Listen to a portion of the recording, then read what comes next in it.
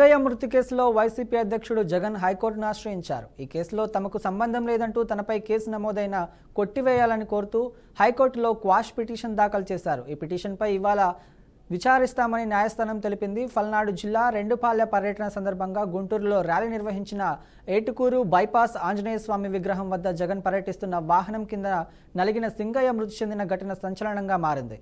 ఈ ఘటనపై నల్లపాడు పోలీసులు కేసు నమోదు చేశారు. సింగయ్య మృతి కేసులో జగన్ A2గా ఉన్నారు.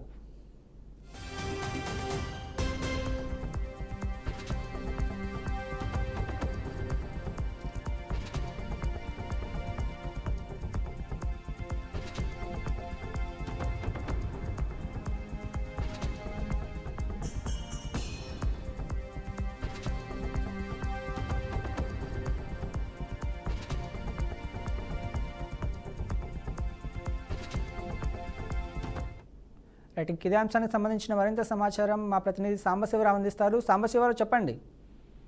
మొత్తంగా చూసుకోవచ్చు, సత్తెనపల్లి జగన్మోహన్ రెడ్డి పర్యటనలో భాగంగా ఆ రోజు సింగయ్య జగన్మోహన్ రెడ్డి కారు కింద పడి చనిపోయినప్పటికీ అది కనీసం పట్టించుకోకుండా అతన్ని అక్కడ ఉన్నటువంటి పక్కనే ఉన్నటువంటి ఒక తుప్పల్లో వేసి వెళ్ళిపోయారంటూ కూడా అక్కడ పోలీసులు కేసు నమోదు చేయడం జరిగింది. కేవలం జగన్మోహన్ రెడ్డి నిర్లక్ష్యం వల్లనే ఈ యొక్క మరణం సంభవించిందంటూ కూడా పోలీసులు అందులో కేసు నమోదు చేశారు. దాంట్లో జగన్మోహన్ రెడ్డిని A2గా కూడా వాళ్ళ కేసులో ఫైల్ చేయడం జరిగింది. అయితే సింగయ్య మృతి కేసులో వైసీపీ అధ్యక్షుడు జగన్ హైకోర్టును ఆశ్రయించారు. ఈ కేసులో తమకు ఎటువంటి సంబంధం లేదంటూ తనపై నమోదైన కేసును కొట్టేయాలంటూ కూడా కోర్టు హైకోర్టులో క్యాష్ పిటిషన్ అయితే దాఖలు చేశారు. అయితే ఈ పిటిషన్ పై ఇవాళ విచారిస్తామని చెప్పేసి కూడా న్యాయస్థానం తెలిపింది. పల్నాడు జిల్లా రెంటపల్ల పర్యటన సందర్భంగా గుంటూరు ర్యాలీలో నిర్వహించిన ఏటుకూరు బైపాస్ ఆంజనేయ స్వామి విగ్రహం వద్ద జగన్ ప్రయాణిస్తున్నట్టు వాహనం కింద నలిగి సింగయ్య మృతి చెందిన ఘటన సంచలనంగా మారింది. ఫస్ట్ ఆ సింగయ్యని ఏదో వేరే గుర్తు తెలియని వాహనం ఢీకొందని చెప్పేసి కూడా అనుకున్నారు.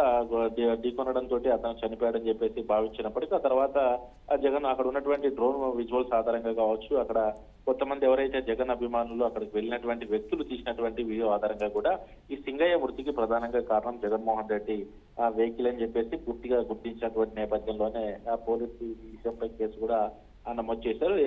A1 గా car Jaganmohan Reddy car driver ఉన్నప్పటికీ A2గా ప్రస్తుతం ఇందులో ఈ కేసులో జగన్ ఉన్నారు. ఆ తర్వాత అందులోనే ప్రయాణిస్తున్నటువంటి మాజీ మంత్రి విడుదల రజన కావచ్చు, పేర్ని నాని ఇటువంటి వాళ్ళు కూడా కారులో ఉండటం జరిగింది. మరి ఈ నేపథ్యంలోనే వాళ్ళందరిపై కూడా పలు సెక్షన్ల కింద ఆ కేసులు నమోదు చేశారు. ఇందులో ఎటువంటి సంబంధం లేదు, దీన్ని ఈ కేసును కూడా కొట్టివేయాలంటూ జగన్మోహన్ రెడ్డి అయితే హైకోర్టును ఆశ్రయించడం జరిగింది. మరి ఈ రోజు దీనిపై ఒక ఎటువంటి తీర్పిస్తారు, మరి క్యాష్ పిటిషన్ లో జగన్మోహన్ రెడ్డికి చేస్తారు, మరి ఇందులో సంబంధం ఉందా లేదా, మరి కోర్టుని దీన్ని ఏ విధంగా స్వీకరిస్తుంది, మరి కేసు కొట్టివేస్తుందా లేకపోతే అలాగే జగన్మోహన్ రెడ్డి వేసిన ఈ యొక్క పిటిషన్ ని తిరస్కరిస్తుందా అనేది మాత్రం మరి కొద్దిసేపట్లోనే తెలిసే అవకాశం అయితే కనపడతాం.